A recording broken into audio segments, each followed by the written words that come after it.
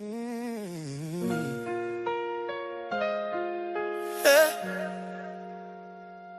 Talk to me, Lord. If you brought me to it, you walk me through it. Amen.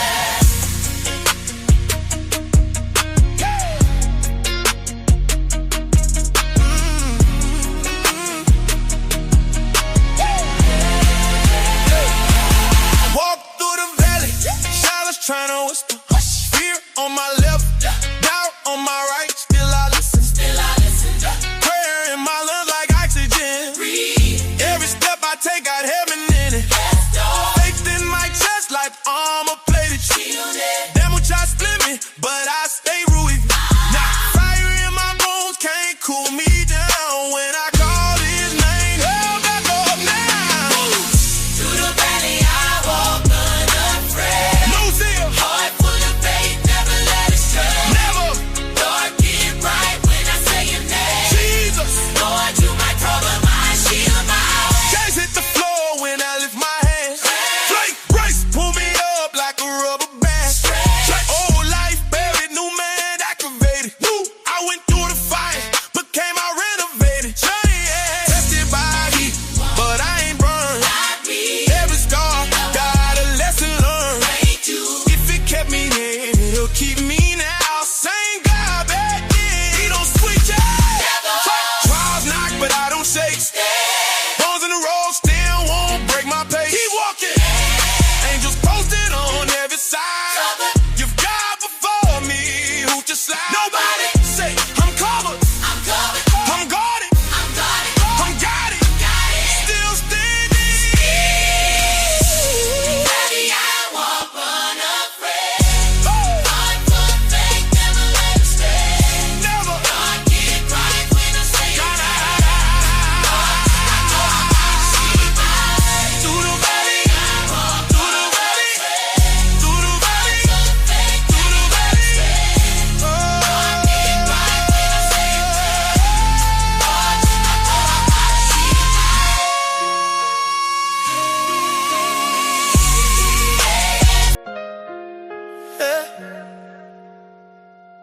Talk to me, Lord. If you brought me to it, you walk me through it. Amen.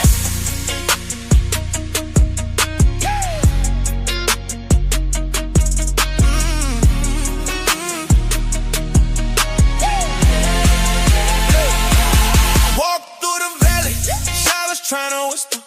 Fear, damn what y'all split me, but I stay rooted. Now fire in my bones can't cool me down. When I call his name, hell back up now.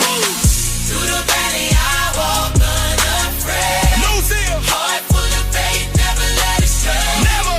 Lord, get right when I say your name. Jesus. Lord, you my cover, my shield, my way. Can't hit the floor when I lift my hands. Flake, brace, pull me up, lesson learned. Thank you. If it kept me then, it'll keep me now. Same God back then, he don't switch up. Trials knock, but I don't shake. Bones in the road, still won't break my pace. Keep walking. Angels posted on every side. You've God before me, who just slide? Nobody say I'm covered. I'm covered. I'm guarded. I'm guarded. I'm guided. Got it. Still standing.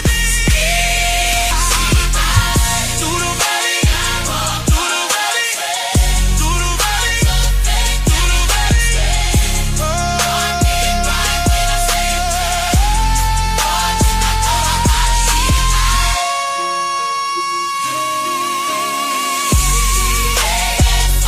He got me, yeah. I'm still here. Through the valley. What going on? That boy getting a little bit better each day. I'm telling you right now. 12. If y'all ain't get the Pro Bowl last night, you ain't missed too much. Just like everybody was saying, they taking it as a joke. Yeah, I bet y'all Twitter feed and all that other feed, y'all look at Shedeur threw an interception. Shedeur threw 2 interceptions. I told y'all, these folk can't, they just can't stop. If you a hater and a troll, Why are you looking at the Pro Bowl to see what Shedeur did? Why? You just want to know so you can come on the Instagram, Twitter, or whatever else to talk. It don't make sense. It don't make sense, bro. Like you watching this just to see what that man gonna mess up on, so you can come talk about it. Like it's crazy to me.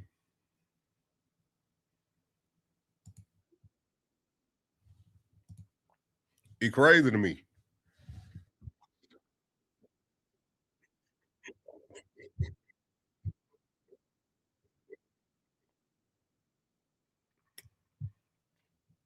Hold on.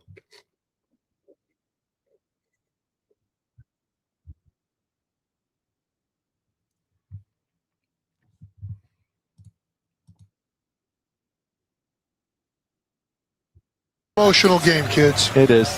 It's 9 o'clock East Coast. And Hey, see when they say no dollars and fours, you gotta check the rules. I think it's money.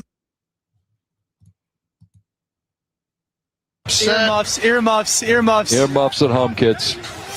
It's an emotional game, kids. It is. It's 9 o'clock East Coast. Maybe. It ain't even that serious. What I'm saying is, y'all, they gonna make a big deal out of this game. When I told y'all, if y'all were here last night, I told y'all that it ain't the game that I was worried about, or I even think the haters was worried about. It was the stuff before and what's going on in the future. What this game and Shedeur making the Pro Bowl did for his career. Like these connections at the network that he just connected with these elite players in the NFL, and they already had voted them in. If you watched it, you heard it. I don't want to hear nothing about talking about the only reason why he got in because somebody dropped out. The commentator said Shedeur was the top vote getter.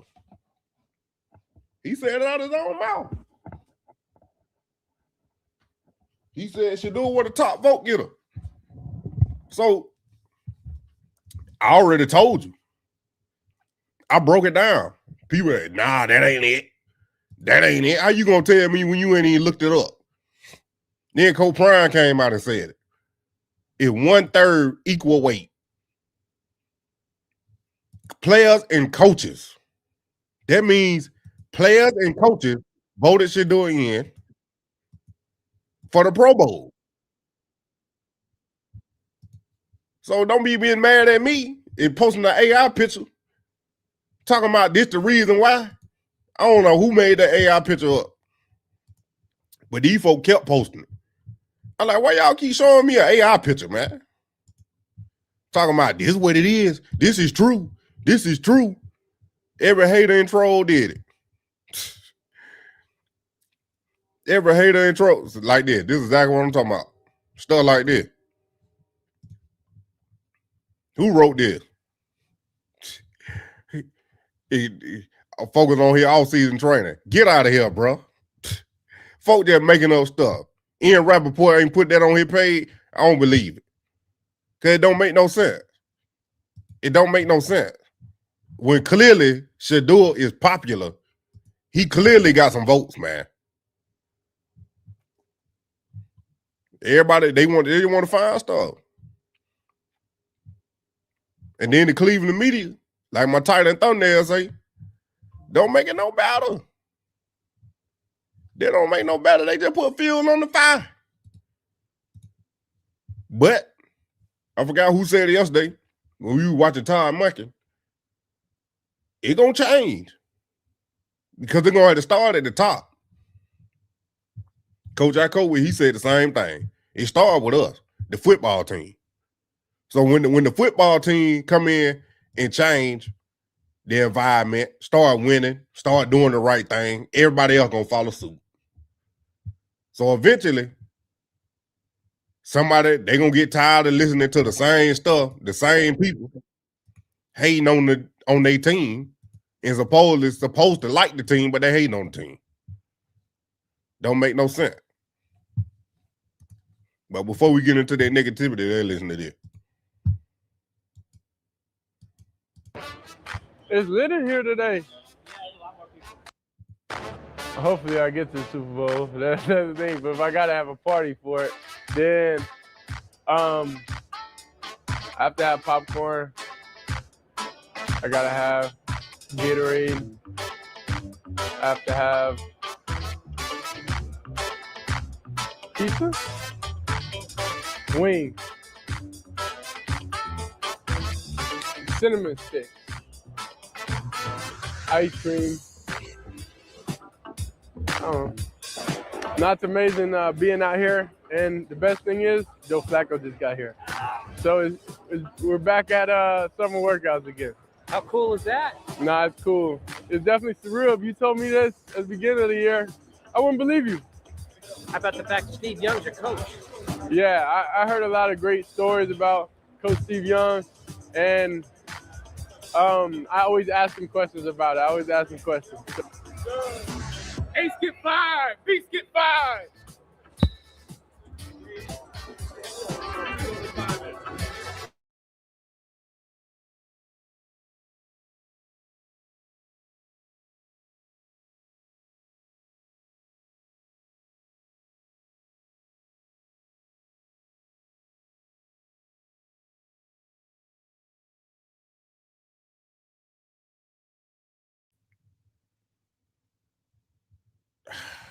Am I back? I'm froze.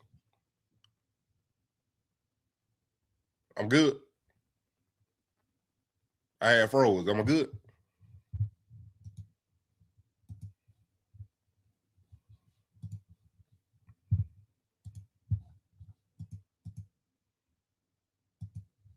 That cut me too much ice and you got no chill. Hey, I gotta fix this. I didn't know you was bringing the ice out today. Yeah? Man, I asked who you want to be your center.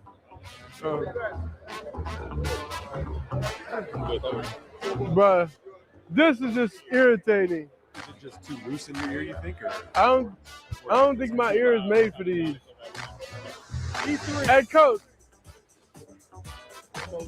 This ain't we ain't at the college, man. You ain't gotta yell in here. Cause the way how my eardrum's set up is. Turn it down. Turn the mic down. Muscle memory, I forgot. You up? Yeah. What we running? I'm gonna look at whatever they're doing. Yeah. Don't. Yeah, don't run with this thing. I'm just there. Nah, he good. What, you don't want me to touch the ball? That's not it at all. Why would you think that?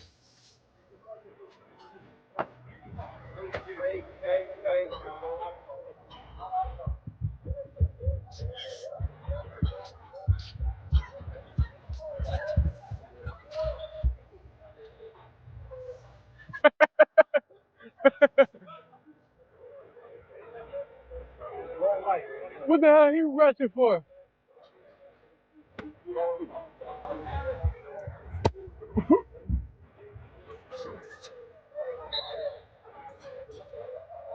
I would. That's kind of too obvious.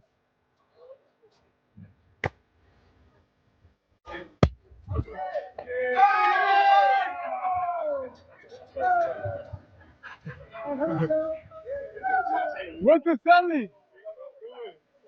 What's the Sally? What's the Sally? Yeah. Go Sally.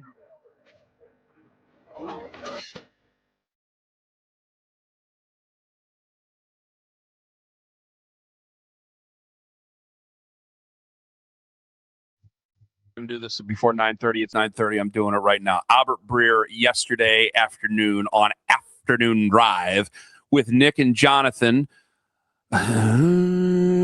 Scenario where it might not make sense to keep Shedeur Sanders. My question is, what does this look like if he isn't starting? What does this look like if Deshaun Watson's starting? Or I don't think it'll be Dylan Gabriel, but if Dylan Gabriel were starting, right? Like, and Or are you better off going with a clean slate? I think really, guys, that depends on what they add to the room.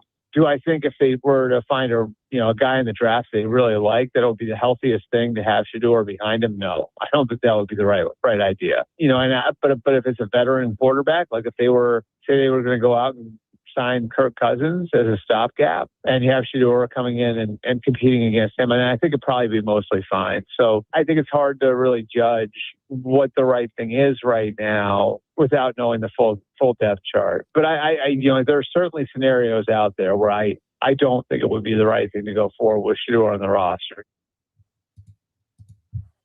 What am I missing? I'm sick. Help me.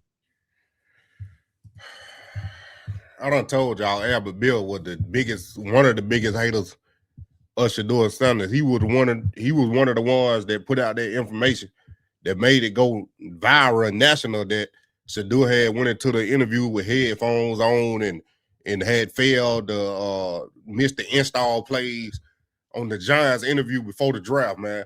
Like, that stuff we already know was a lie. I said it was a lie then, and it still is a lie. But stuff like that is buffoonery, man. But this dude worked for Sports Illustrated, and he is a legit reporter that writes articles for Sports Illustrated, and it baffles me, even on this radio, these two, because Ken be flip-flopping too, these two have a job. I don't care about being biased or being neutral. It come to a point to where you saying stuff, they get clicks and likes. What Dan Lennon saying, they doing this for clicks. Because I'm telling you right now, they're what a lot of this media doing. And like I told y'all, and if y'all want to hear, I'm going to say it again. Me having that new channel, Dirty Bird Savages, go subscribe over there. Matter of fact, while I'm on that right quick, everything is in the link. Every link I got is in the description now. So if y'all want to go subscribe to all the channels, Renew Gospel, all the rest of them, the music, everything is down there in the description. Matter of fact, I gotta add one more. I just remember. But yeah. So the Atlanta media so far with Kevin Stefanski, they don't act like this. And I'll be honest, they had Dukes and Bell down here. They be on the radio talking, just like these two. They actually came out and debunked something that was being spread about Matt Ryan. They don't go along with the stuff. So I don't see why Cleveland media do it, besides the point that they want clicks, and they got thrusted into this new fame that ain't even got nothing to do with them. They just are the beneficiary of Shedeur Sanders being a Cleveland Brown. So now they getting all this attention. Their YouTube channel done grew because people like me or that's watching them, or y'all as fans, subscribe to them to see what they talking about up there, or vice versa. People that weren't Cleveland Brown fans, they live up there, now they want to hear what they say because they talking about Shedeur all the time and the Cleveland Browns. So it's like, I don't get it, man. It ain't nothing positive. It don't never be nothing positive. And y'all, why you watching it then? Well, it wouldn't be nothing to watch then. Because everything negative, it wouldn't be nothing to watch because it ain't nothing positive. And the one that do be positive is these right here. My guy on the left. That be it. He be the only one. And he be neutral. But he borderline flip-flop. So it's like, who you gonna listen to? Who you want to watch? The same folk over and over? I'm just saying. Wrong one. Help me. I'm begging you. What am I missing? We got Deshaun Watson on the roster. Wait, seriously, what have I been missing over the last 4 years? Just get rid of Shedeur. He's a distraction. Don't get rid of the other guy who's a distraction. If you want to just get rid of both, Fine, let's talk. But good God, what am I missing? Excuse me. I turned my mic off by accident. I mean, I know what am I is. missing? I mean, it's the one thing that I think is kind of inescapable around the league when people see what people say about what happened here with the Browns and Kevin Stefanski and Shedeur. I mean, do we need to spell it out? What Kevin Stefanski was called because of how he operated the quarterback room last year? What they're saying in Atlanta about Kevin Stefanski? Like, I think Albert Breer is like, is that what's going to happen with Todd Monken? Real life. But is it not? I mean, not. The guys are going on national television saying these things They're about not Kevin. current players. These are guys trying to sell a podcast. You know it, and I know it. Let's call it what it is. Okay. But does the general public know? And is Kevin Stefanski in his life? I'm talking to the general public. Let me say it right now. Hold on, Ken. Has Kevin Stefanski in his life ever been called those things? Until the Shedeur fans got a hold of it. I imagine he hasn't. And so what is Albert Breer?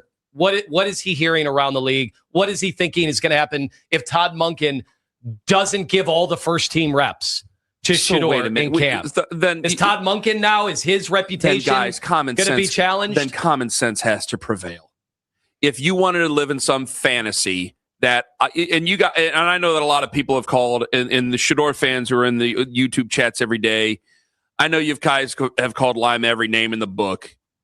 I'm telling you right now, he ain't lying. I ain't lying to you. Kevin had nothing personal against Shedeur Sanders. And in fact, I think he wanted to probably try to preserve him and Dylan Gabriel. The only thing I can hold against him is that he thought Dylan Gabriel was better. I don't think he's better. I thought it was. I ain't gonna agree with that. It was something. It was something he had against Shedeur. I ain't never called that man the R word though. I ain't never called that man the R word, and I told y'all to quit doing that because that don't make no sense. But I want to add Lyman, Lamey, whatever his last name is. What do you be watching? What do you be looking at? Who do you watch to consume your information to everybody calling Kevin the R word? Like you don't look at nothing else, or you just look at your chat when them people coming in there and they irate.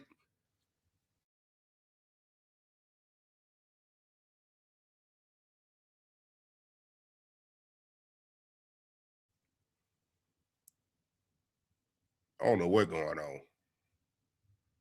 Am I back?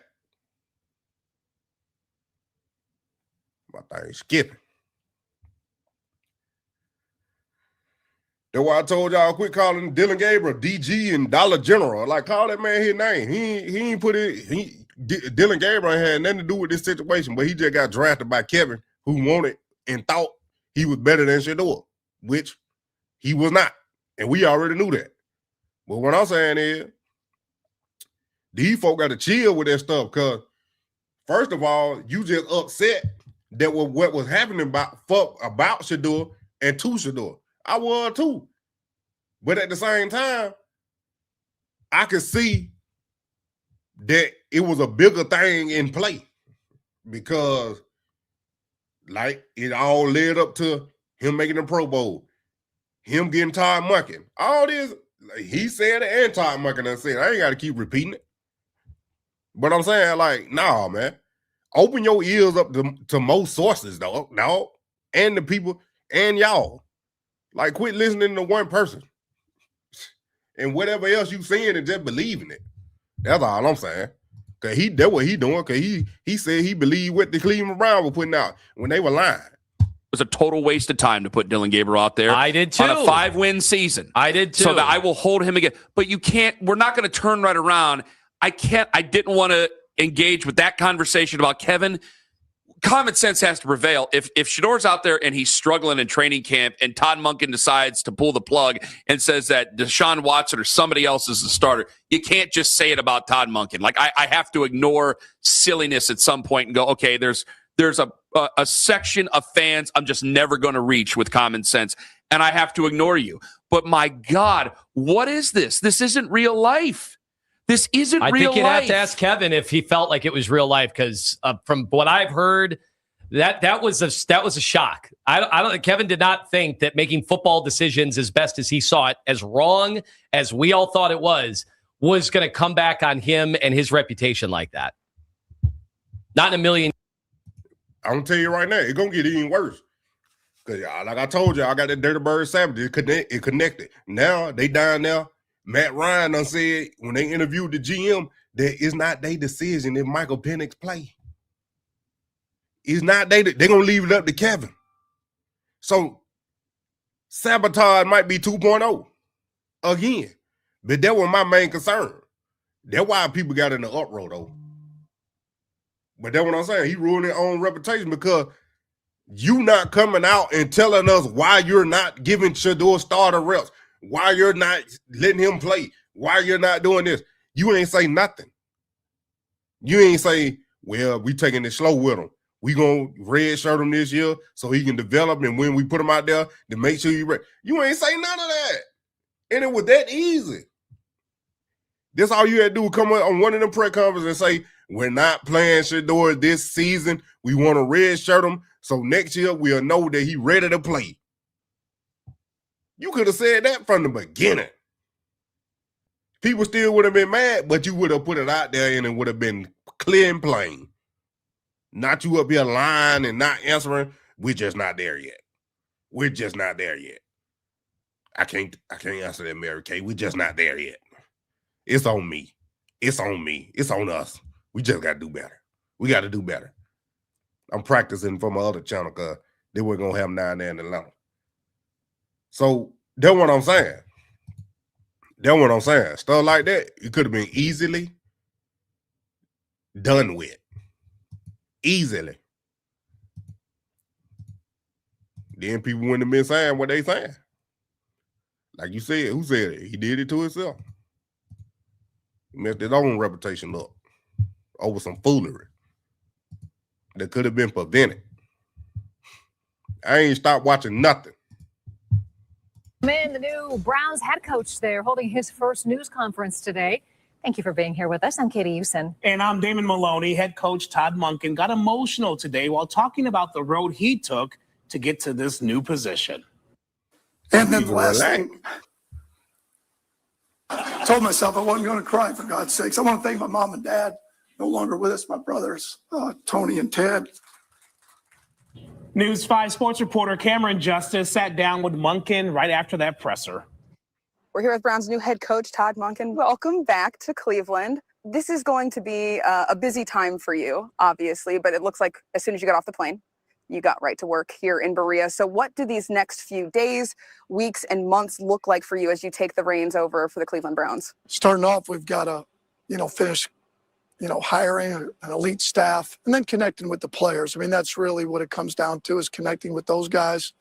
But again, putting together an elite staff. I asked you in your introductory press conference about your philosophy on player development. And one of the things that you have said before is just finding that elite trait in a player. We talk so much about what this year looks like for Shedeur Sanders. So when you see what he's done from his first year in the NFL into this next season, what stands out to you as elite about him that you hope to maybe pull out in his development? I think you can see the playmaking ability. You can see him as a playmaker. He has a unique way of moving around the pocket and finding receivers down the field. I love that about him.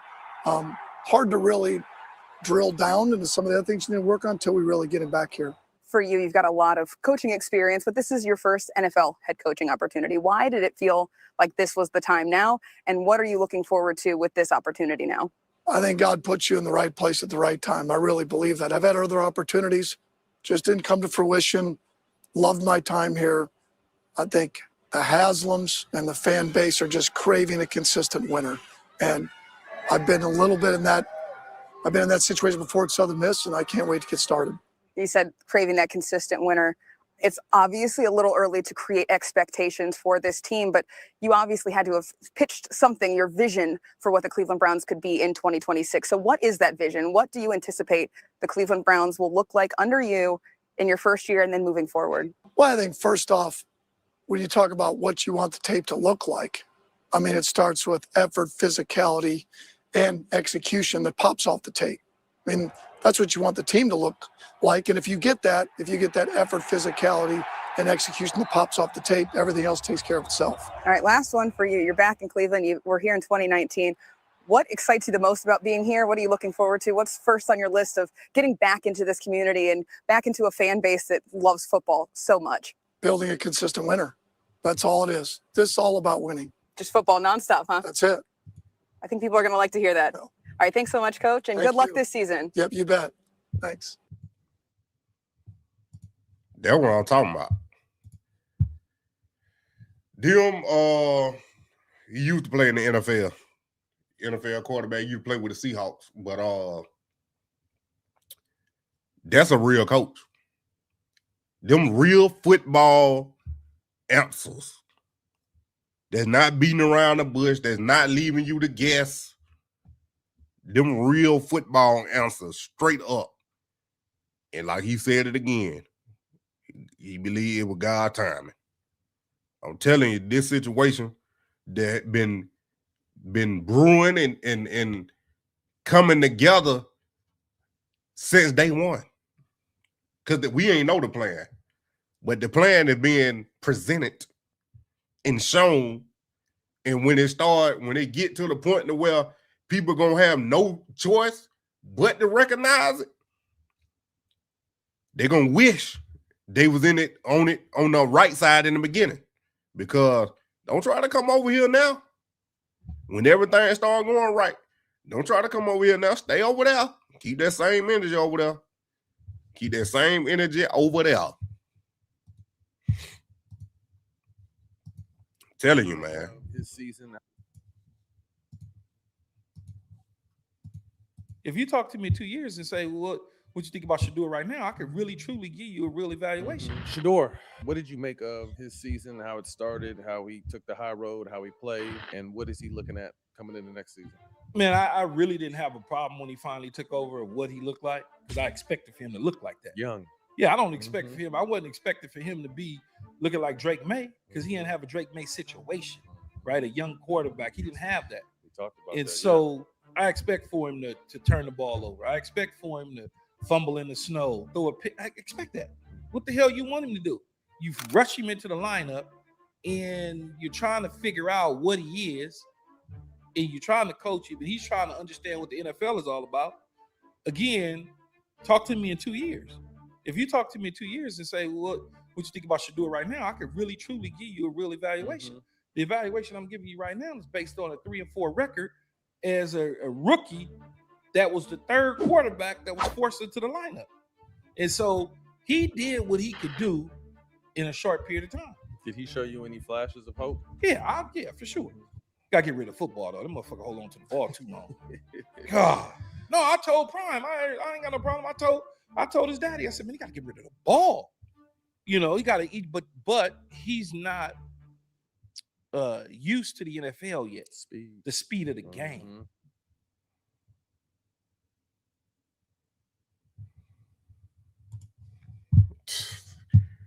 Keyshawn Wright. Keyshawn Johnson right there played wide receiver in the NFL. You right, though.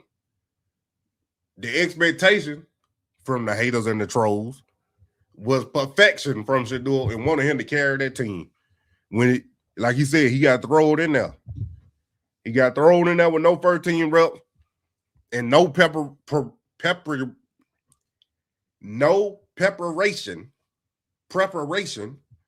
to succeed in a limited amount of time. He had to learn on the fly.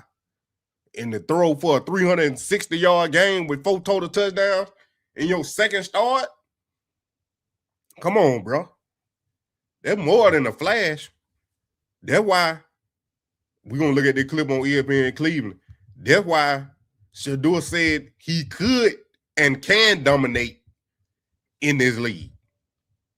He didn't say he was dominating. We'll get to that in a minute. I'm on the wrong one. Hold on. I think I just found it. I think that's what y'all talking about.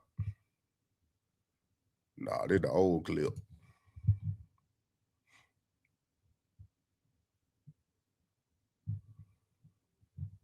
Somebody had, they ain't posted the video though, but I seen the comment.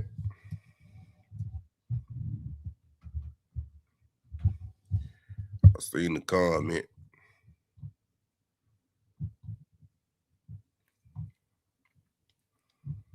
That was 2 hours ago.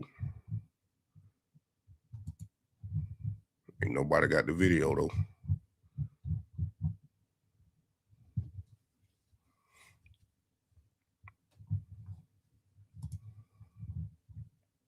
What he said it on? Talk much. You just sit in the back of.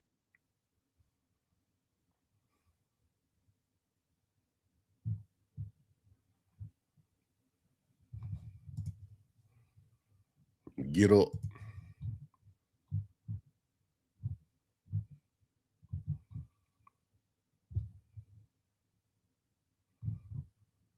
Where that comment I just ain't. I should have leveled up. That was the one I should have clicked on.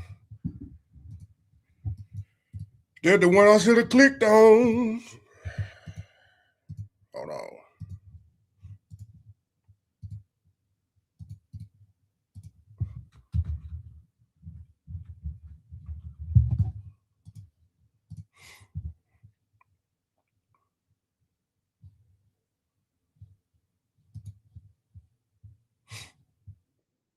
Betting on DraftKings or FanDuel, we may be able to help you get significant compensation.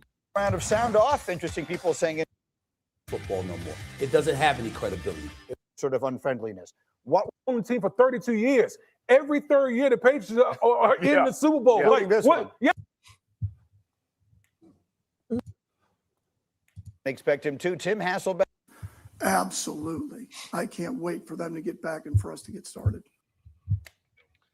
So making no commitment at all, and one would not, I think, at this point expect him to. Tim Hasselbeck should they be building around that notion as they go into their offseason? No, and they won't. And I mean, that's just the reality of it. He'll be on the roster because he's, on a rookie contract, or at least he'll be in the training camp roster. He's on a rookie contract from a year ago, much like Dylan Gabriel. Those guys, I would think, would add, the Browns would add, somebody with starter experience to compete, because there's just no way with just, probably what the evaluation has been of Shedeur, as a player in the pros now, as well as how he came into the league, that they would give him the opportunity to, quite frankly, I don't think he would even enter training camp as the second guy, on the roster. So I don't think that's how they'll operate. It's hard to become a head coach in the NFL. And if you do, you got to try to win with a quarterback. And most guys, including Todd Monken, aren't going to try to do it with somebody like Shedeur. What do you think about that?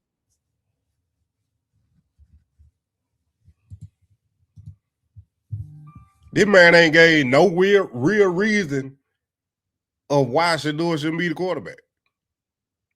He just said, if you evaluate him and how he came into the league. What? This ain't got nothing to do with football, bro. And he should know that. But he ain't nobody to evaluate nothing. Because he wasn't that good of a quarterback. They ain't win nothing with him. You know what I'm saying? He wasn't like a Hall of Famer. He's not. So I take that, whatever, man. Whatever. Your opinion don't matter. Like Jimmy Haslam said, we had over 30 references, and some references outweigh others. And his don't even tip the scale.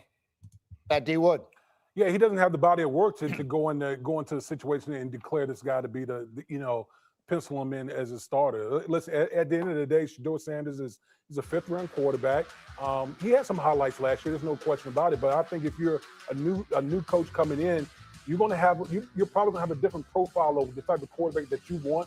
And so he's going to bring in competition, whether it be free agent, veteran guy, or draft someone this year. It's not going to be at 4, but there's going to be competition. So tell me this.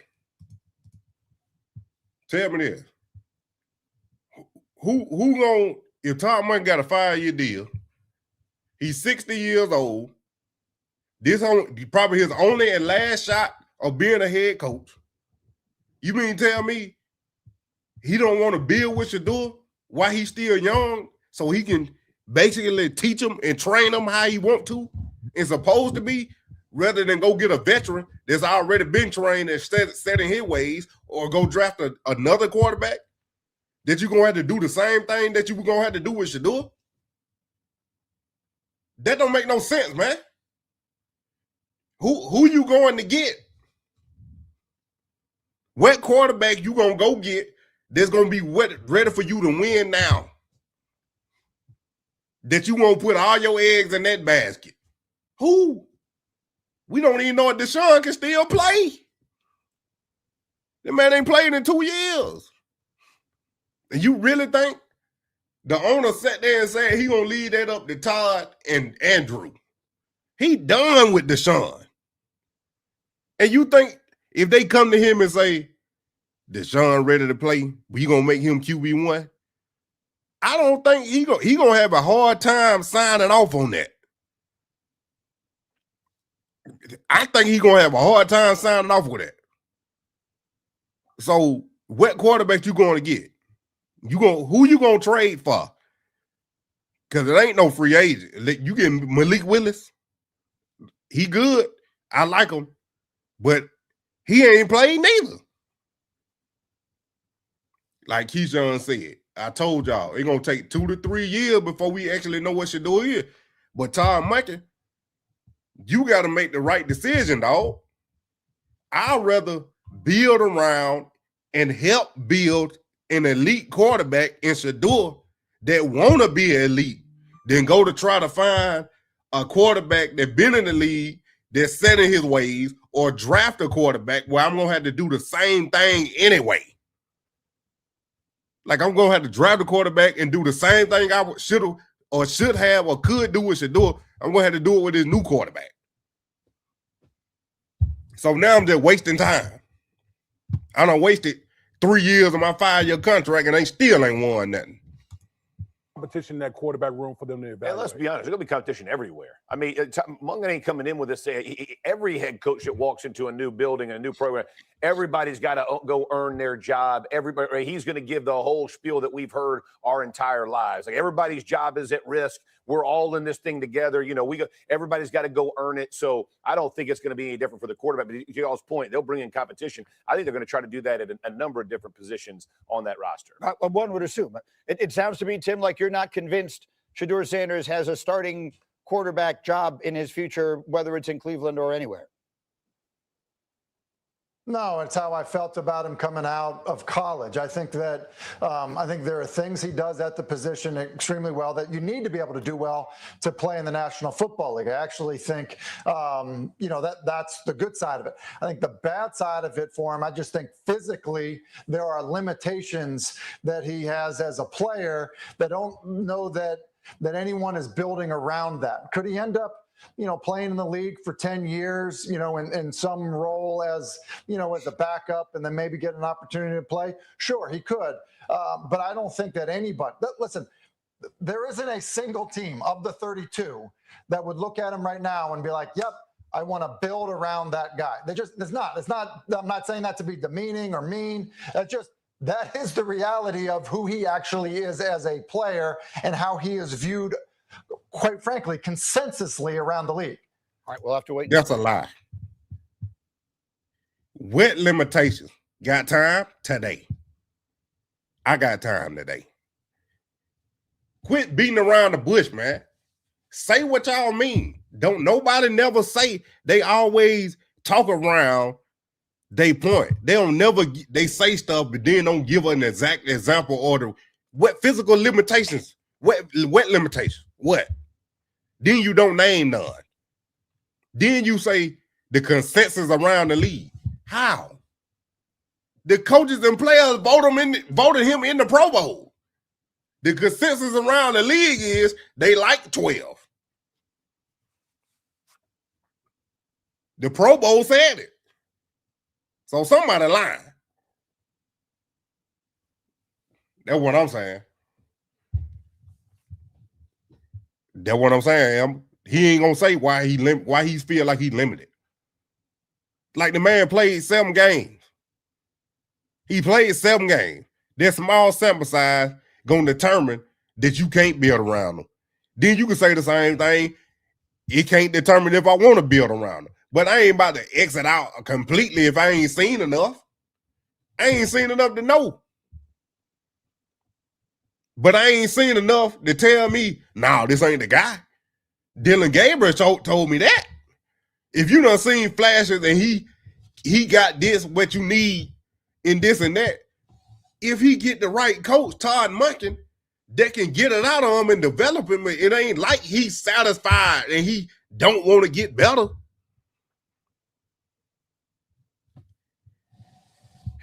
But once again, mediocre quarterback, mediocre offensive lineman, the Woody dude, talking about football players that they never was. They made it to the NFL, but they ain't going to the Hall of Fame. I want to hear from Hall of Famers. And from what I heard from Steve Young, Tom Brady, what I heard from them Hall of Famers, about 12, that's what I want to hear. Not no mediocre, just good enough to be a backup for 6-7 years in the league and got a radio spot because you played in the NFL. I don't want to hear about you, bro. Your commentary mean just about as much as mine. The only difference is you on national TV. That's the only difference. Because somebody say the same thing. Why he talking about? He ain't never played in the NFL. That's the same thing I'm talking about, saying about you. You played in the NFL and you know that foolery. They're trying to go viral. Y'all helping that man go viral. Because y'all going into that foolery. Just like Ancho, whatever his name is. See what I'm talking about? Mediocre players talking about superstars. Go viral for saying something negative because they never could live up to that potential. Don't make no sense. See what they wind up doing there. Again, they have 2 picks in the first round. Maybe they go late first round for a Ty Simpson or someone like that. We'll see what they decide to do. In the meantime, happy anniversary, Jeff Saturday. Okay. Let's go back 19 years ago today. And Jeff Saturday played with a Hall of Famer, so that's why he said what he said, because he know. He ain't say nothing negative. And to the day that Peyton Manning he played got with his Peyton first Manning. Super Bowl win, his only one. He was a center. Yeah, I know all them. Yeah. Moneymane go way back. I remember.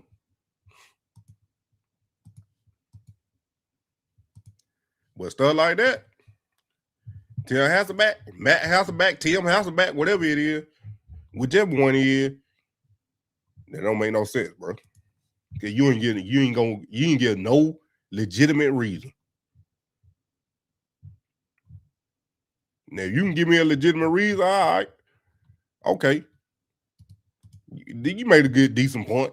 I don't agree with it, but I can see. But no, they're talking around it. No. Yeah, I'm up for a good debate, but like that, no.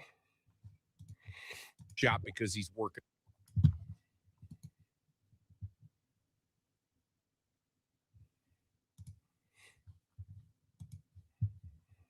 Look at this. Listen to this fooler.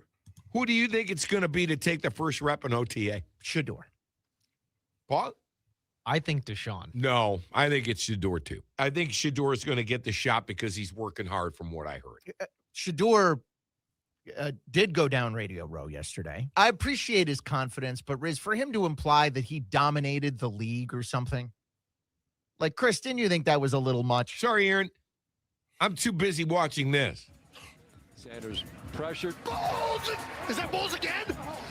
You can't keep him out of the end zone! Who do you think it's going to be to... See what I'm talking about?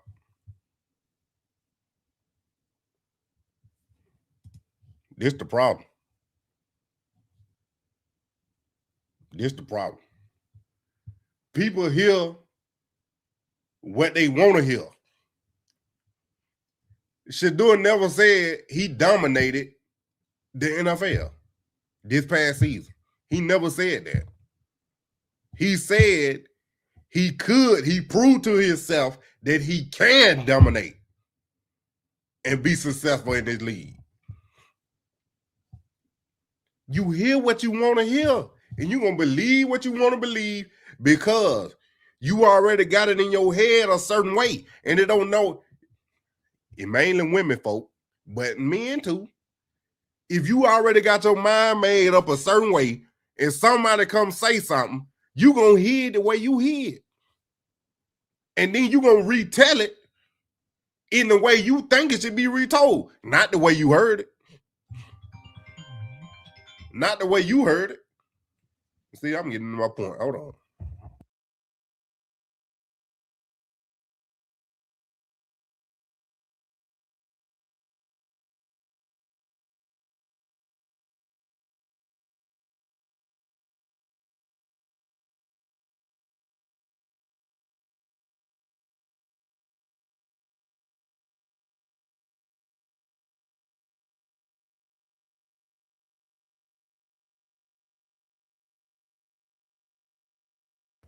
I'm back.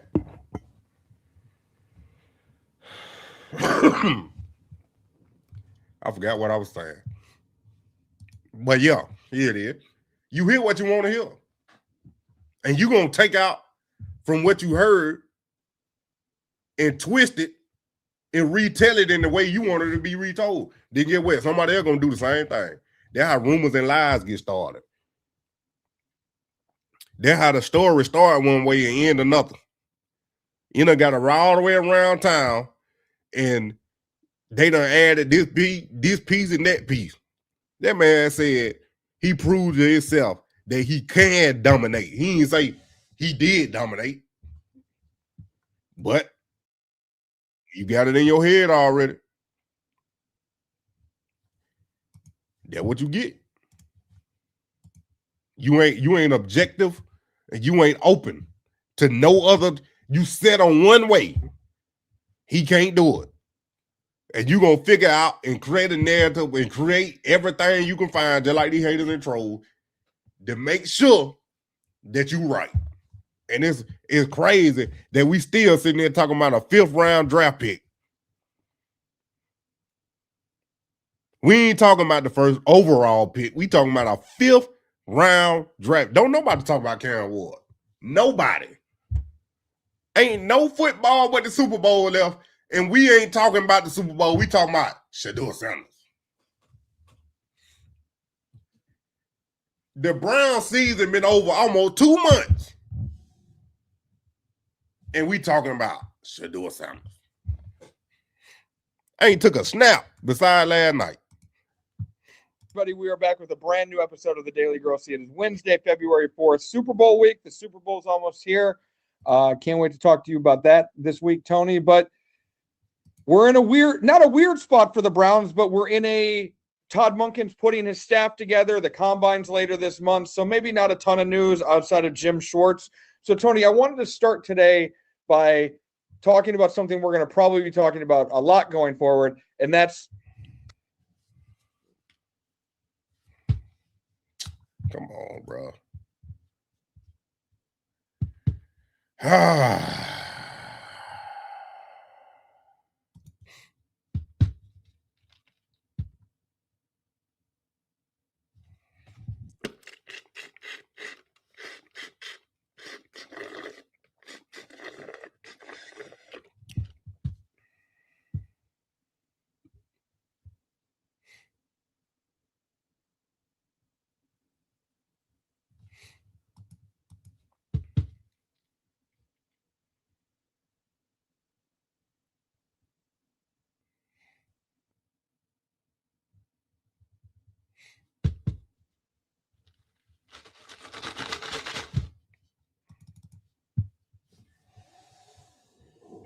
It done messed up completely.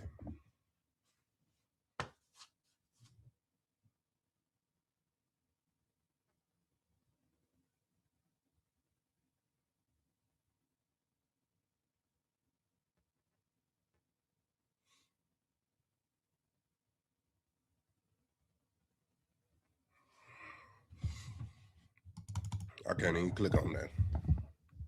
Todd Monken's influence and ideas for the Browns quarterback room going forward. Obviously, Tony. Man, this thing tripping.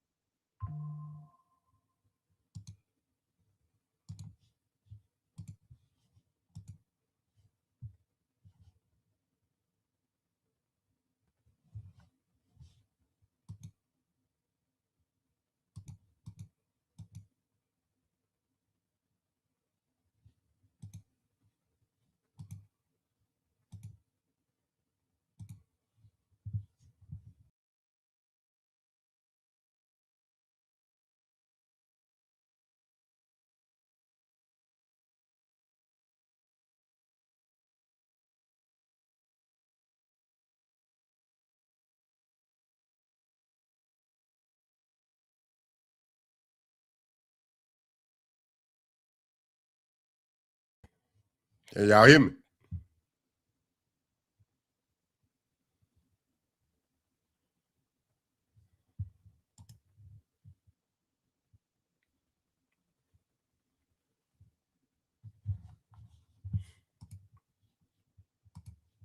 Boy, I tell you, the devil. This is how I learned. The devil works. Do not get a consolidation loan until you see this. Hey, Mario Lopez here, and if you're thinking about getting a consolidation loan to combine... Shedeur Sanders was in the Pro Bowl. Y'all can hear me?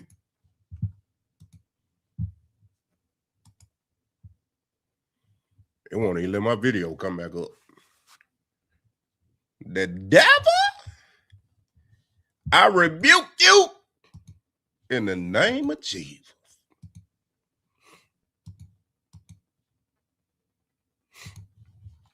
Ain't never happened before.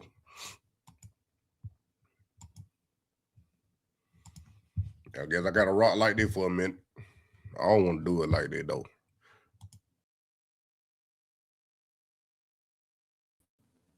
There you go. We back. I guess it didn't want her to watch that like that for real. Let me hurry up. What G Bush at? Last night. Dustin, I'm going to need you to fill Yeah, us in I'm going to exactly be your what happened. eyes and ears for last night's flag football game. So I'm going to read you a quote. We'll discuss the quote, and we'll also get into how he performed last night. But he was on with Kay Adams, who's a FanDuel show at the Pro Bowl. Yeah. And Shedeur said this. Grown on. I like her. Quote. Players like her. That's the thing I appreciate about this year is that I proved to myself I'm able to dominate the league. I'm able to take completions. I'm able to put all of that together. And definitely in games, we have flashes, but I know I'm capable of doing that now to do it on a consistent basis. That's what the goal is. But for me in this past season, that's what I proved to myself. That being, quote, I'm able to dominate the league. You know what? Or Dustin, no, you start us off. Dustin, You know what what? say you about this? I have absolutely no problem with that. I have no problem with that. Because I think if you want to be great, you got to be a little crazy and you got to be a little delusional about your ability. And I think he does have ability. Like, I don't think it's crazy to think that he could be a starter in this league. The dominant, I mean, I want my quarterback to think that way. Why would you not? Right. I mean, I'm a little delusional in my own life. I mean, it's what high achievers have to be sometimes. Like, if you want to get to the next level, you gotta be like, oh, I'm the best. Like, you can't stop me. And I like that. So I know maybe you thought I would go the other way with it, but no, I think that's good. And whatever happened last night has nothing to do with what is going to, going forward. Like, he looked good in his underwear throwing passes, just like he did at the combine and all those things. But like, I like that attitude. And I think I agree with Chris Rose, who said, this should be the year. If they don't draft a quarterback, just give everything to Shedeur and just see what happens. And if it doesn't work out, it doesn't work out. And then we know. Yeah. And then and everybody else knows too. Right. So then we can all move on. Zach, what do you think of the Yeah, I comments? think the whole bottom 2/3 of that quote are reasonable and rooted here in the real world. Yeah. I don't think the dominate part is. Yeah. I think the whole reason it's said is because of the absurd selection to the Pro Bowl. Right. Yeah. Before you start with that foolery, if don't nobody else believe in you, you got to believe in yourself. And if you don't believe in yourself, who is? That's what I was taught. I ain't looking for your validation. I ain't looking for you to call me dominant. I'm going to say it myself. Then you going to watch me work. Because I'm going to put in dominant work. I'm not saying it because I'm just saying words. I'm saying it because I'm about to put in the work to show you that I'm dominant. Then it's going to be put pen to paper. It's going to be put on that tape. Boy, he dominate. He said it. Now he doing it. These folk delusional, bro. That's that poverty mentality. That's that poverty mentality. Exactly. They delusional because you want to sit there and water in your sorrows and ain't nobody coming to save you. You better get up. That's why you can't never elevate. I said it. That's why you can't never elevate. Because you always stuck on, well, I ain't that good. Well, I only know a little bit. I ain't good at that. I don't know if I can do it. That's why you ain't never going to elevate. That's why some people are millionaires, billionaires, and other people poor. It ain't about your circumstances. It's what you going to make of the days and the opportunities that you got coming forward. If you going to say, I'm going to dominate the day, and you sit down on that couch watching Netflix all day, you ain't dominating nothing. But if you say, I'm going to dominate the day, and you go out there and put in that work, looking at videos, reading books, learning something new, building skills, then yes, you dominated. So if I'm going to say I'm dominating or I'm able to dominate, that means I'm about to put in the work.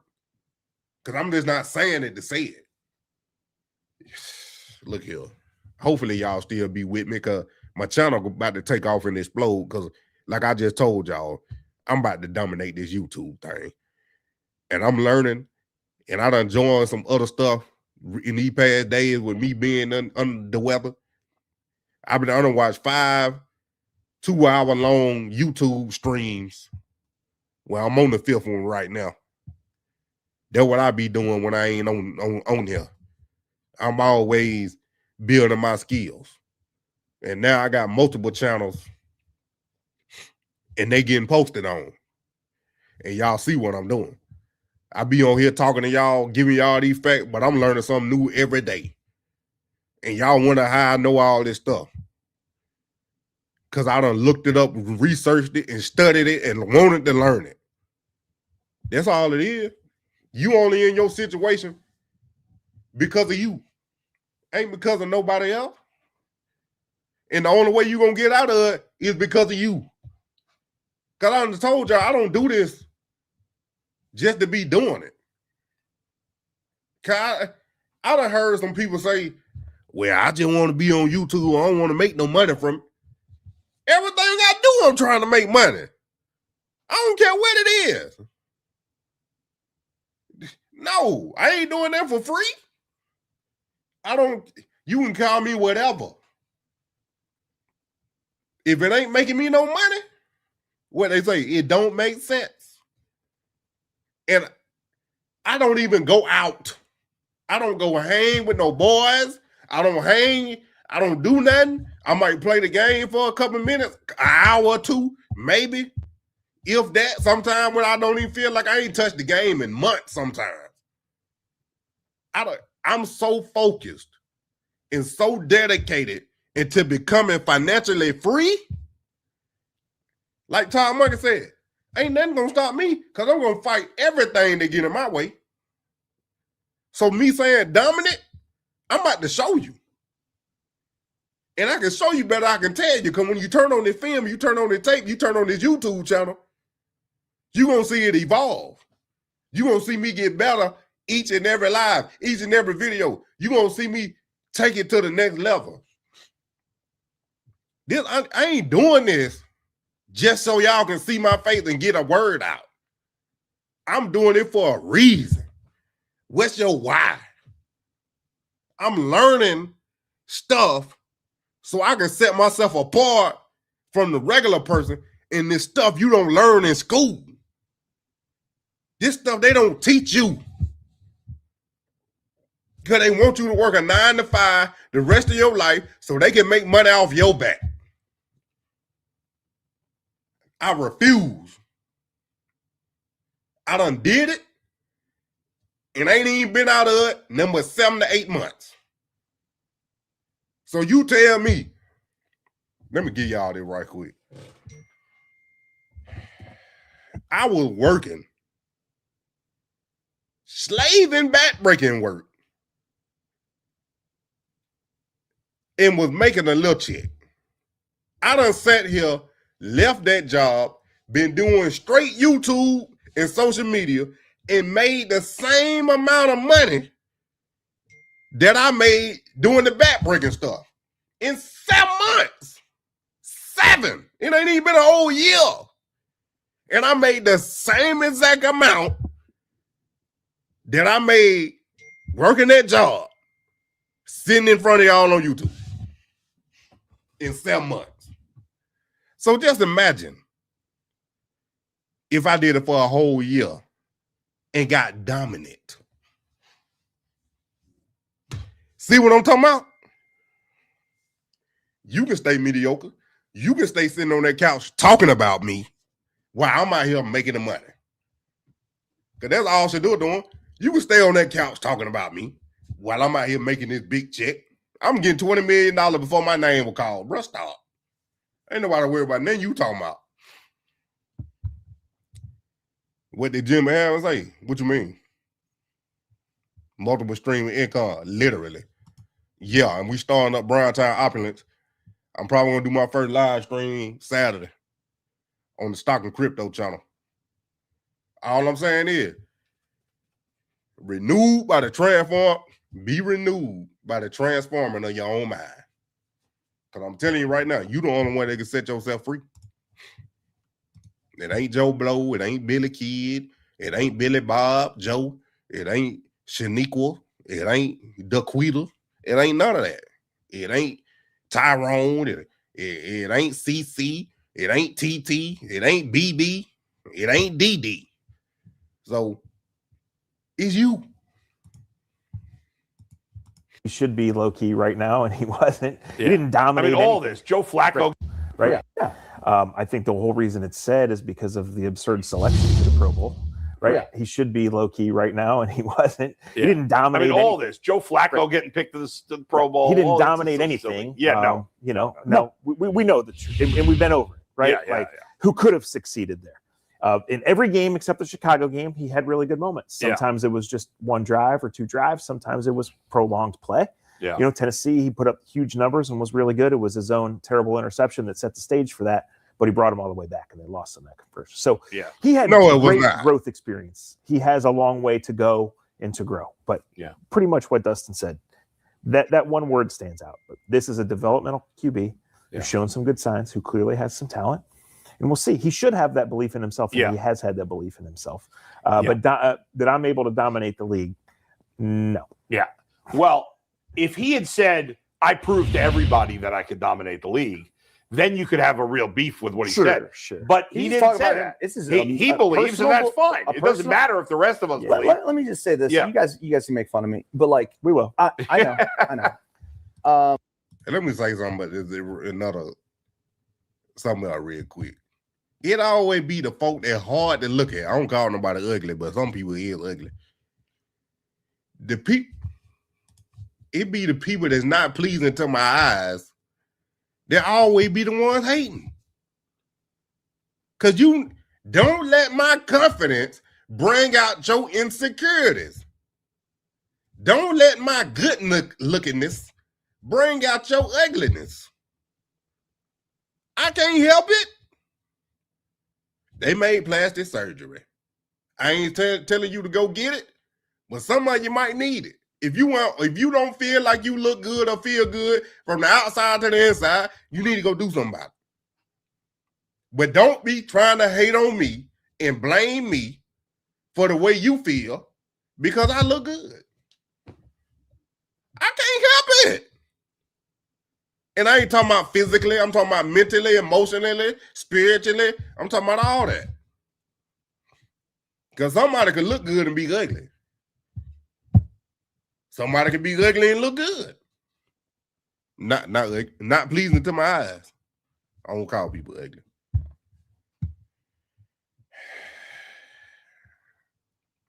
I'll tell y'all this joke real quick. If you don't know who Bruce is, you need to go look him up on YouTube right after you get off of here.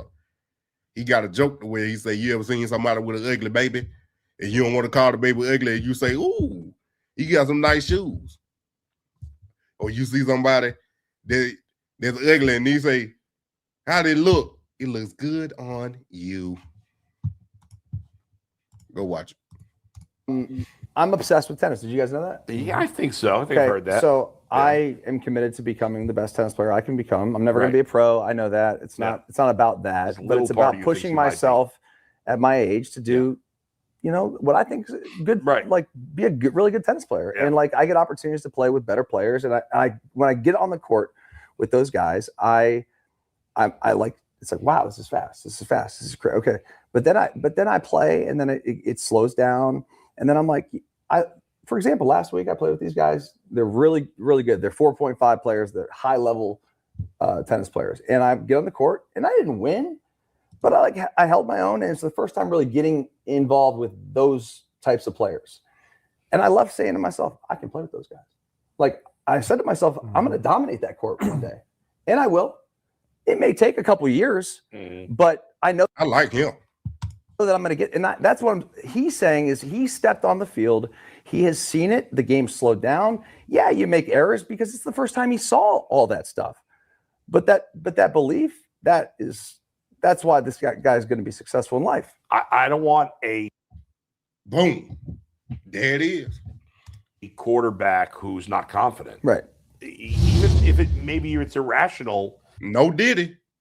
Well, he looked like the most fit and decent looking dude up there, and he ain't hating. That's all I'm saying. No diddy. At this point before it's proven, I want my quarterback to be confident. I 100%. That on the other hand, I see he need to change his little Twitter picture because he catfishing. Believe. I don't care that nobody else would believe that I am the greatest play-by-play man in America today. 100%. I don't have the opportunity right now. I haven't gone down that road, but I'm convinced that if I got an opportunity, I'd be the best play-by-play guy out there. I 100% believe that. Other people would have a chance to make their opinion if it happened. If I got in the booth tomorrow for the national championship, Herb Street's out, I'm in right now. The first quarter would be really fast. Yes, but sure. By the second, third, fourth quarter, it'd slow down, and Yeah. I'd say to myself, I'm fine. Yeah, like that's how things go. And when you step up to the highest level of competition, if you want to be the best, you better be a little freaking delusional about how good you can be. Question for you, Dustin. Yeah. Are you going to cancel Tuesday morning tennis to go to the Cavs parade in late June? Oh yeah. Well, the parade won't. I'll be off the court by the time the parade starts. Okay. Yeah, that's true. Yeah. It takes no a one said while. you can't do both. Maybe we'll do a better Cavaliers not winning championship. job of keeping the streets clear. The Wizards neither. They just traded for Anthony Davis. I don't know what they doing. The second time around. That was Bedlam. I'll be up in a helicopter again. Yeah, that's true. I'll be watching from Chili's. I'll fly down after. I got nobody's really got any beef with what Shedeur said. He's got to be. He's proven it to himself. Now he's got to prove it, and he's proven it to his diehard fans. Now he's got to prove it to the rest of us. Hopefully, he will do that this year. We shall see. When I read that, I saw the small little, just a snippet that got spread all around social media, which was I could dominate the NFL. Yeah, right. And I was like, I hope there's more to this. So I went and I found the whole quote. That's why I put the whole quote up there. It's fine. No and problem. I like my quarterback being confident. And I think the best players in all sports, especially the positions like quarterback, where you're kind of out on an island by yourself sometimes. I don't want to say delusional confidence, but you have to have a little bit of extra confidence in yourself to be able to accomplish some of the things that you set out and want to accomplish. So I kind of like this quote too. When seeing it in the whole context of it, it looks a lot better than I learned I could dominate the NFL, and I have no issue. Dustin, how did you play last night? That's what people need to do. They need to look at the whole context of Shedeur Sanders. Quit taking out the little pieces, bits and pieces that you want to take out, and look at the whole context. Then you will see that this is a nice young man. He actually is humble. He actually is not arrogant. You can actually, if you take the whole context, you can see, wow, he really didn't play that bad. Oh, he really didn't get first teams of reps until he actually got in a game.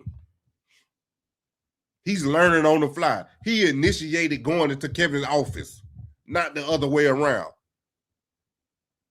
You delusional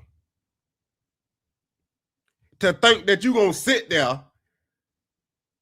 and not do something and become something when you ain't did nothing. So, you're going to stay where you at.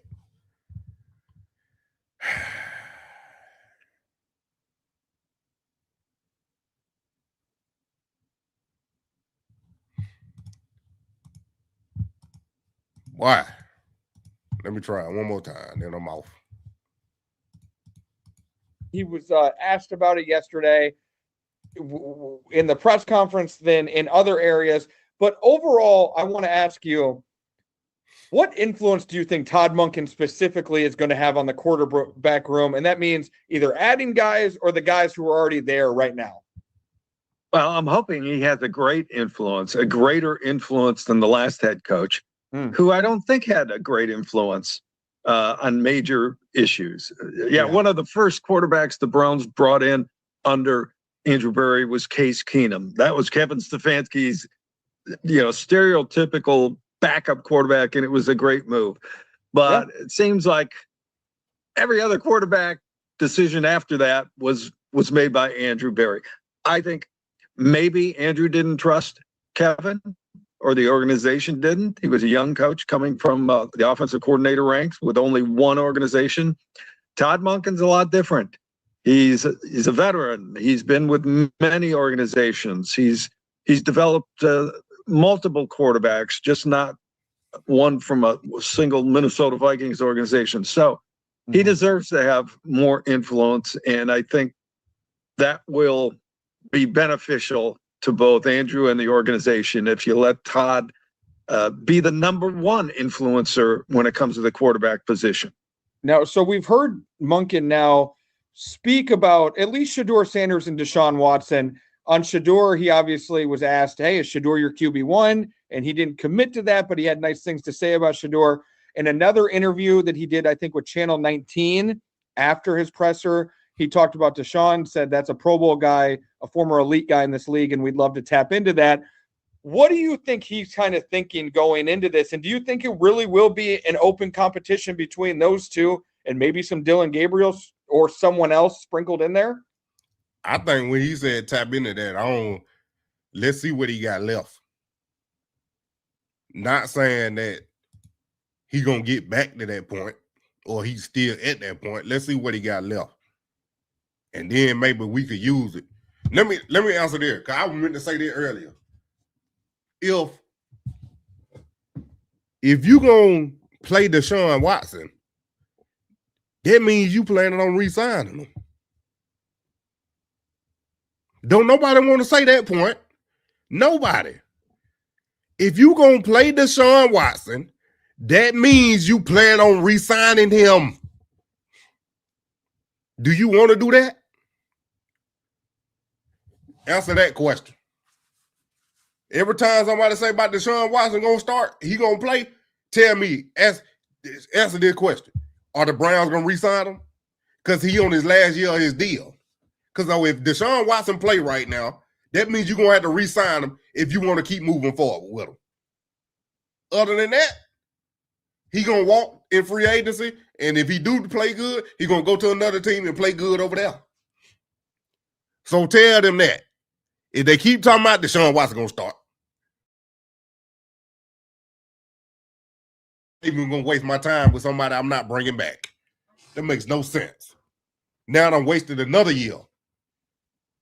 Now Todd Monken only got 4 left, and we still ain't won nothing. Because if you win with Deshaun and you let him go, then you got to start over with Shedeur anyway, or whoever else you draft. Makes no sense.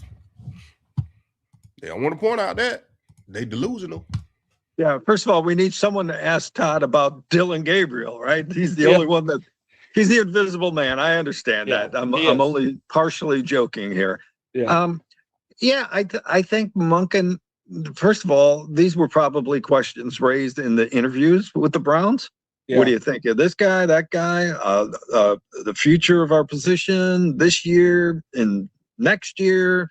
So I think Monken, when's the last game Watson played was in Baltimore. When was that? Just 2 years ago or well, the last game Watson played was against the Bengals at home. Remember when he tore his Achilles? Okay, the last one he won was in Baltimore, right? The one where he had the great second half, and so that was the year before when he hurt the shoulder. Yeah. All right. So my point is, Monken has seen Watson in a Browns uniform. Last year he saw both Shedeur and Gabriel in one game, one half each. Yep. But that's not enough for him to make definitive observations about. So I think that will come after they do their intense film review of their quarterbacks and other players, which will only start after they fill in the coaching staff. So by the time we get to the combine, I think Hey, King, smoke it. You let 60 million ride the bench when you done got 58 back. Gotta know the whole context and the totality of the situation, my dog. They didn't tell you, them same folk talking about Deshaun Watson playing and spending all that money on him. They didn't tell you the Browns had insurance on that man and got $58 million back. And if Deshaun Watson don't play again this year, guess what? They get even more money back. Take the whole context of the totality of the situation. If Deshaun Watson don't play, we get money back. That's why I'm telling you, man. They don't know everything. You quit looking at certain stuff and looking at only one point. Do the whole research. I ain't just blaming you, dog. I'm saying the haters and the trolls. If you know the situation, you'll know that the Browns don't want Deshaun Watson to play so they can get back some money so they ain't got to come out of pocket all that money. What would be the best scenario? Deshaun Watson not playing and we get money back? Or we got to pay him $80 million? I'd rather not play him and get some money back and not pay him the full $80 million and don't get nothing. Because the possibility he could get hurt again. And they still got the insurance on him. But what I'm saying is, they ain't losing. That's what I'm saying. The Browns ain't on Deshaun. Because they get money for him, regardless. Will have a lot more personal data on his quarterbacks. Tony, so what he's saying now are generalities, and as Shedeur said in San Francisco in his interview, you would expect him to say that's to be determined about anything. I like the fact that he's not making any rash prejudgments. I was surprised yesterday there was no mention of a competition. He's not even to that point yet. Yeah. So I think we got to give him time and also his offensive staff, which will be totally new to the Browns, to review and look at Watson when he was healthy and to look at Gabriel and Shedeur more intensely. So nothing he said has surprised me. On the offensive staff, I'm glad you brought this up because I didn't see a lot of people bring this up. Bill Musgrave, a lot was made of his relationship with Deion Sanders, Coach Prime, when he was brought in, and his relationship with Shedeur. It seemed like he had a really good relationship with Shedeur. During camp and OTAs, we saw Bill Musgrave had he was always working with Shedeur. Tony, Bill Musgrave's not being brought back. They are bringing in a different quarterback coach. He probably would have one that were actually really helping Shedeur. Bill Musgrave. On me for not being prepared. I will look up his name while you're answering this. But do you think that there was any thought of maybe bringing Bill Musgrave back, or Todd Monken just totally went away from that? Well, I don't know what his relationship is with Musgrave. We know Kevin had a very long-term relationship with Musgrave. The fact that Musgrave also had a relationship with Deion shouldn't be the primary factor of keeping him on, in my opinion. It's Monken's call, and he's obviously more comfortable with the player, the person he chose from the. I don't even think he was with the Baltimore staff, right? He came from. So it's Mike Bajakian. I hope I got Bajakian. I think it is. He's been around. I think he was with Todd Monken in Tampa, though. That's where he had the connection with Todd Monken before. But he was actually working in a college team right now, wasn't he? He was at Utah, and then he got hired by Michigan State, but he never actually coached at Michigan State. Okay. He's leaving Michigan State before he ever even coached there. He must have deemed this opportunity better. Yeah.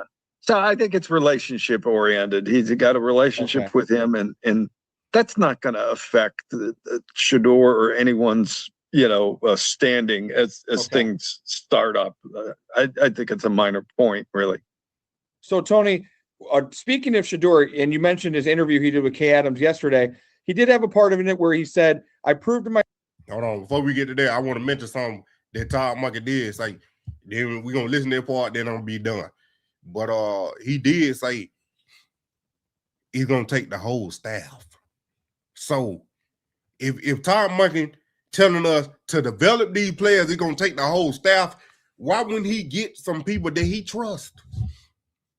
I'm gonna get the people I trust the most to help me develop these players to become elite so we can win, because this is my first and only head coaching chance, and I want to make the most of us. I want to pick the people I trust the most to help me develop these players, because I'm telling you, we're going to take everybody. I'm not going to keep somebody just because this, that, or whatever. Or he had, obviously it didn't do a lot. But I trust this person because I know him, but I don't know him. Not saying he did a bad job, but I trust this person more than I trust him because I know him. And I'm telling you, it's going to take the whole staff. So that's what I'm going to do. I'm going to hire the folk I want. Kevin ain't take Bill Musgrave with him. Exactly. Myself that I'm capable of dominating the league.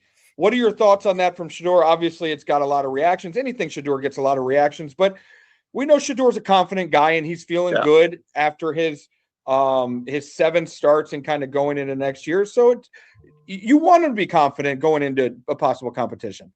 Sure, I don't begrudge him. I think that what makes him fun is his confidence. I mean that's a positive to his game and his makeup, and I agree with him. There are certain he was about to say I love it. He was about to say it. He was like, that's too much. That's too much.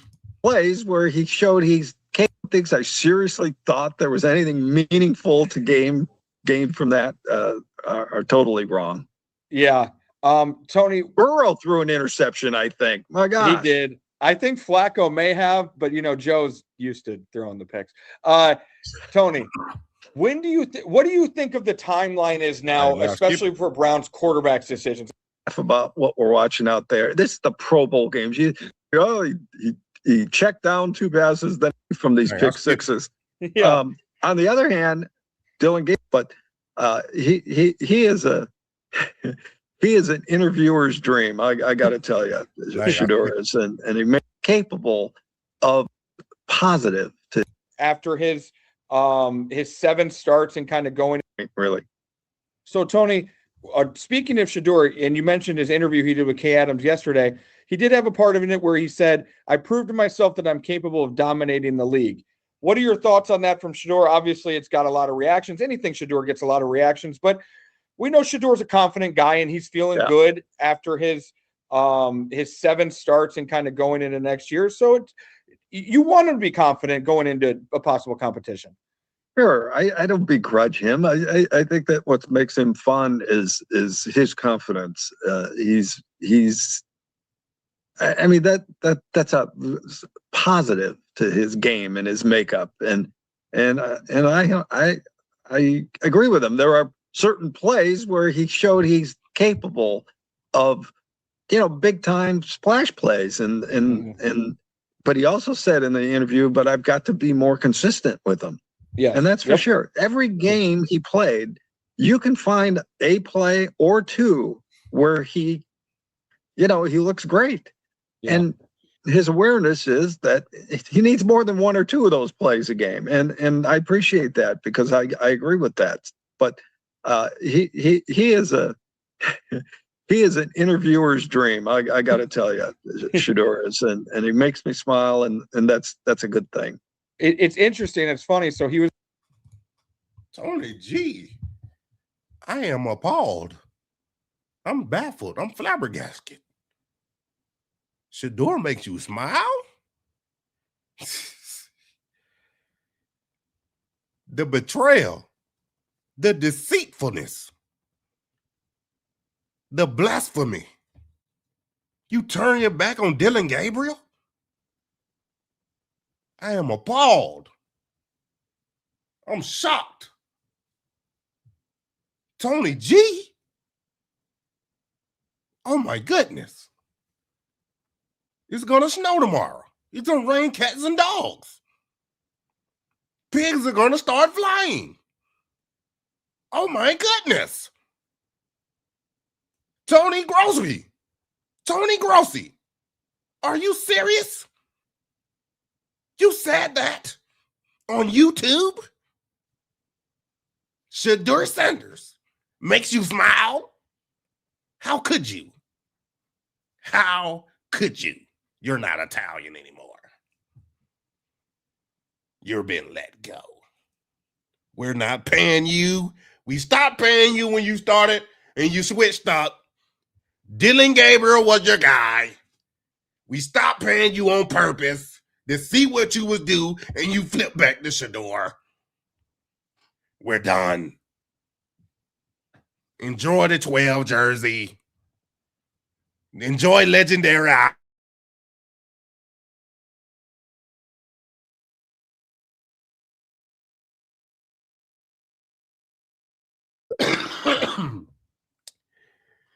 Tony started feeling it when Shedeur checked him.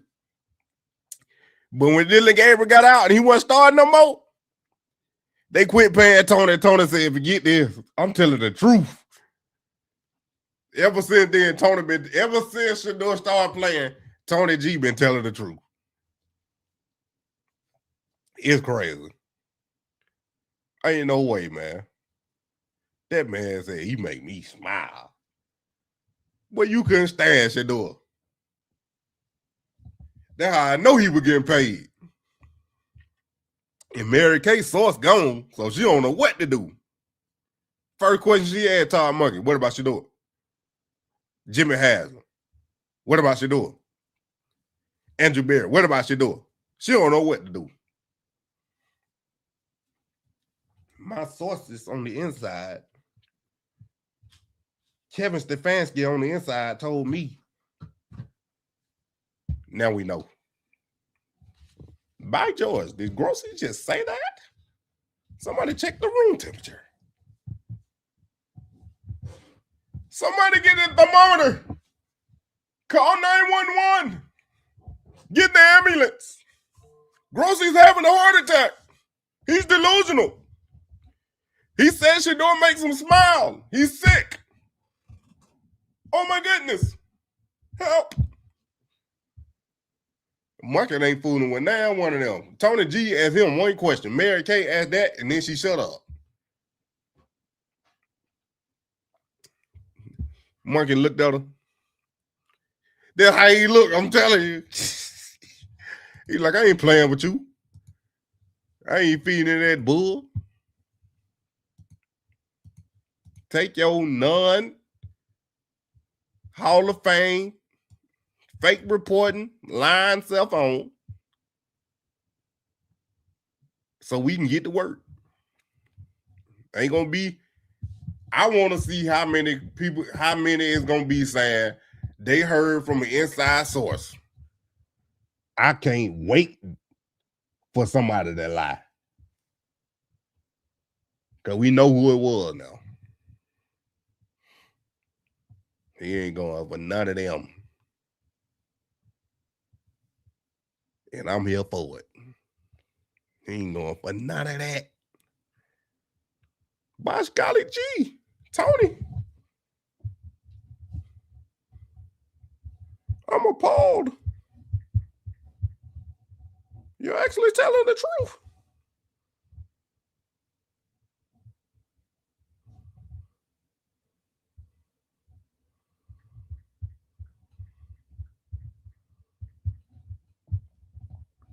Bosh golly gee.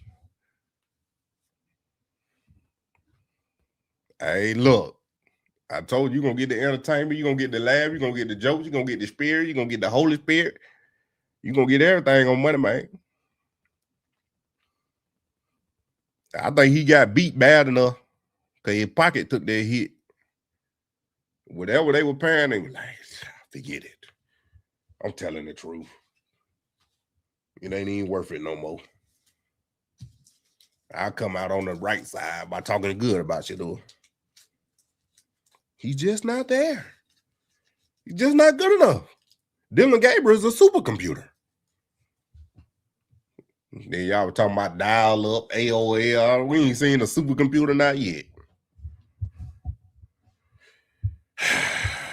What these folk here, bro? I got to decompress. All this foolery on this internet.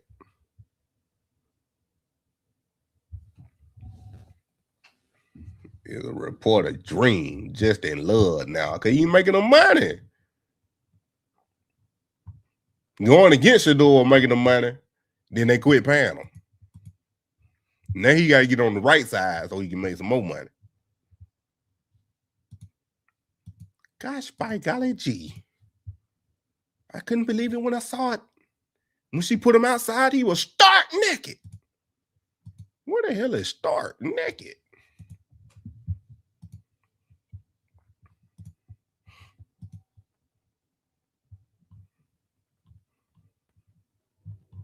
But I told her why I couldn't believe it when I saw it.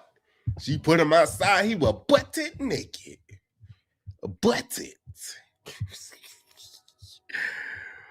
Oh, he was already in 2019. He already done met Tony G and Mary Kay. He already knew what they were about.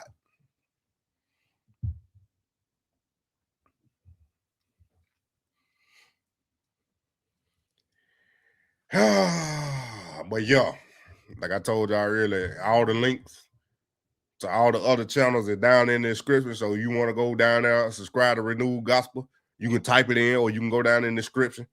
And the link will be in the description along with all the other ones, Brown Time Opulence. Like I said, my Stock and Crypto channel. I'm planning on going live on that channel Saturday, probably Saturday night because, you know, well, crypto ain't closed and Bitcoin still up, still open. Crypto don't never sleep, but the stock market closed. I'm about to give my top ETFs. If you don't know what an ETF is, that means you need to go subscribe right now. And wow, it done hit my level. Bitcoin, it hit my level. If you don't know what an ETF is,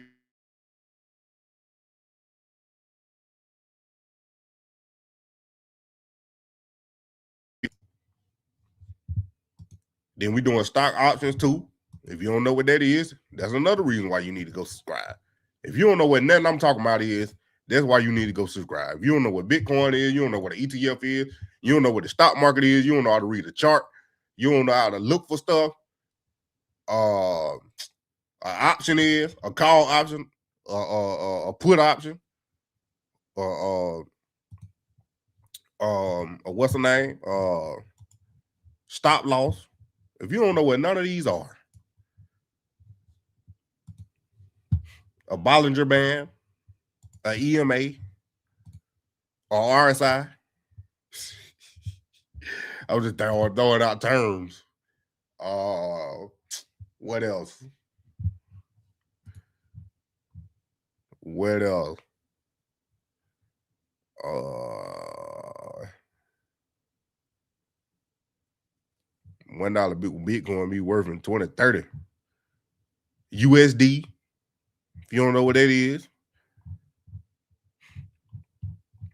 A flag, a chart pattern, a triple candle pattern, a double candle pattern, a second candle pattern, a flagpole, a bullish reversal, a bear reversal, a bullish trend, a bearish trend, what a bear and a bull is, not the animals.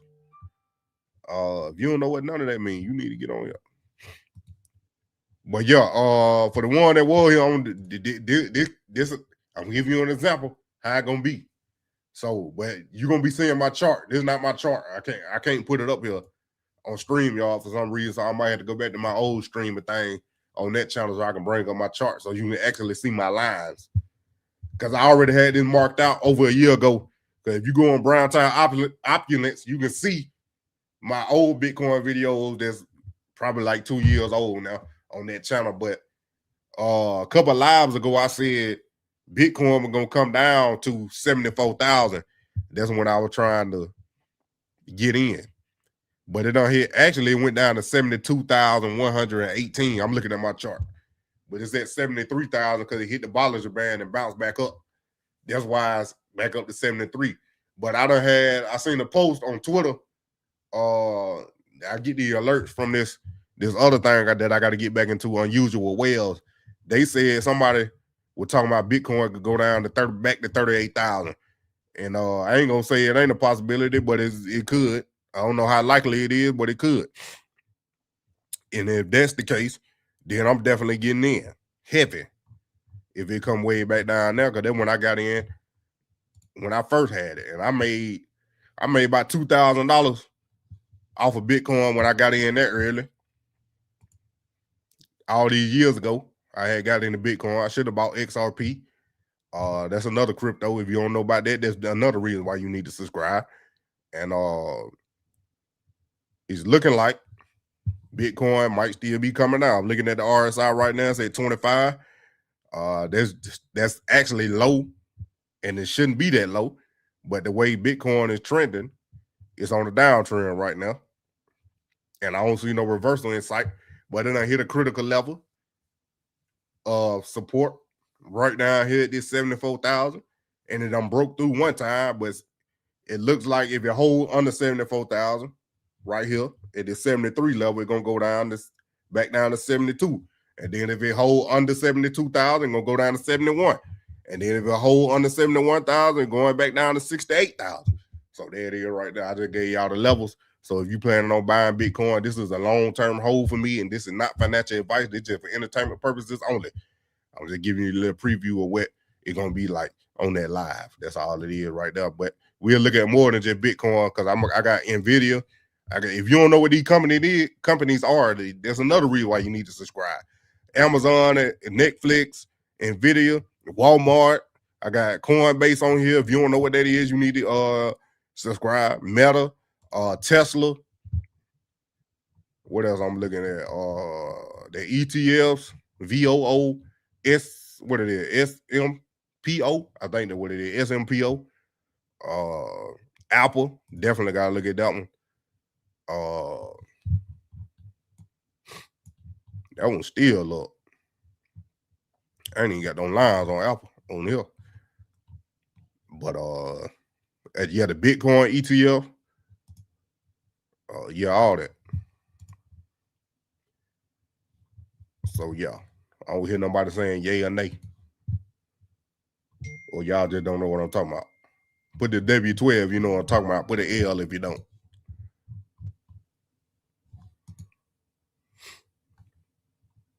If you invested $1,000 in Bitcoin 5 years ago,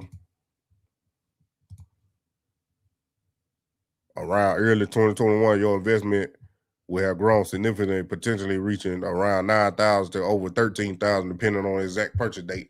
Despite major price swings, including a large drawdown in 2022, this reflects Bitcoin's volatility, but generally upward long-term trends, vastly improving, outperforming traditional assets like stocks. There would have been 21. I think that might have been when Bitcoin was like 15,000, 17,000. I can't try to remember off the top of my head.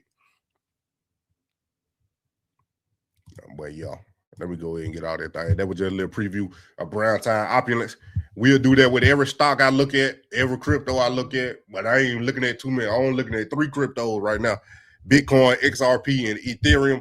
If you don't know what neither one of them is, that's another reason why you need to subscribe. I'm just giving you, you need to learn something. And reading them charts, I don't learn how to read these charts real good. I'm going to get us some option plays. I'm not suggesting y'all do that because that's high risk. And the first question you need to ask yourself if you want to invest in anything is, how much money are you willing to lose? Then that'll determine your risk tolerance and what you're willing to invest in. That's the first question you need to ask. So by the time Saturday comes and y'all join me on Brown Time Options, or I bring it back up, you should have an answer for me. How much money are you willing to lose? And you should have a number, no matter what your budget is. If it's $100, $200, $300, $5,000, $10,000, $50,000, $100,000, $5 million. It could be anything. How much you willing to lose? All I'm telling you is, you're gonna have to spend money to make money and be willing to lose money to make even more money. That's how this thing works. Cause I done lost, I'm gonna tell you the truth, I done lost about over $5,000 trying to figure this thing out, how to do these option plays and learn the stock market. And I done missed out on some stuff and some plays that I should have stayed in or I should have bought, but I didn't know what I was doing. I was still learning at the time. And what I know now, I should have known then. And if I known then, I'd be in a different situation for my pocket wise in my investment. I got a long-term investment portfolio. And then I got, if y'all want to sign up, let me know.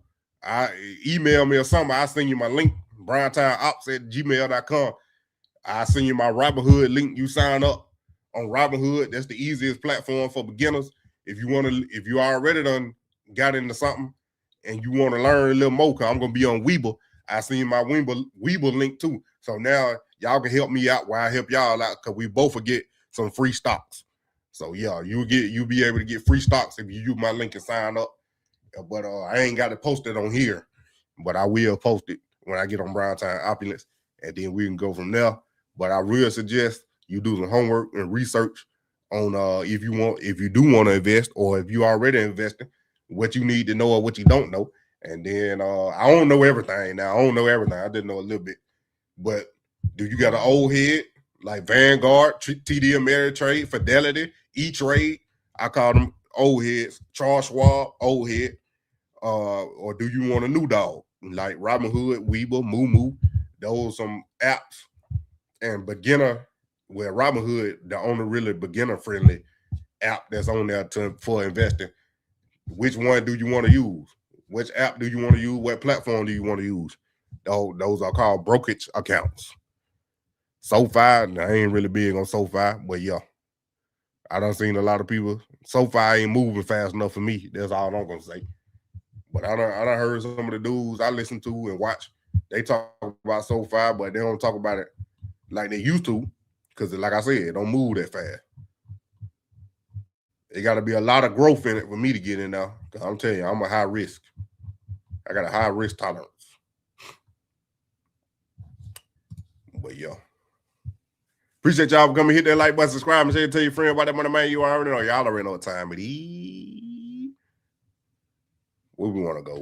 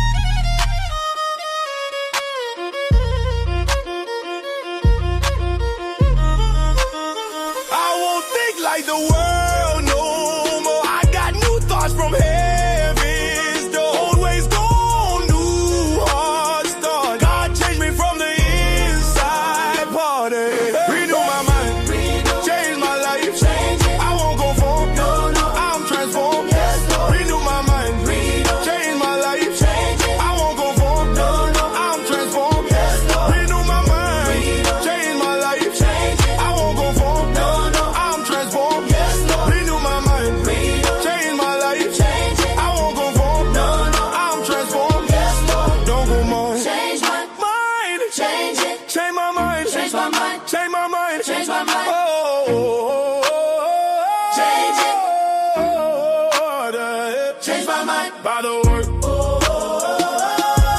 By the word. Change my life by the word. By the word. Change my mind. Renew my mind. Change my life. Change it. I won't conform. No, no. I'm transformed by His word. Renew my mind.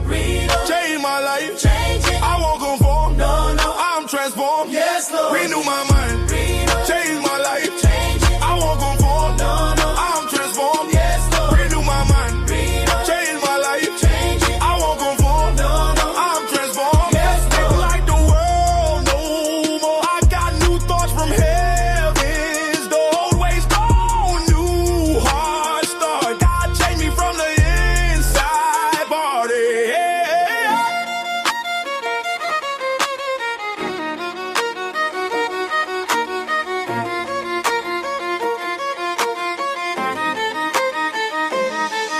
Over mind. Change my change it. Change my mind. Change it. Change my mind. Change my life.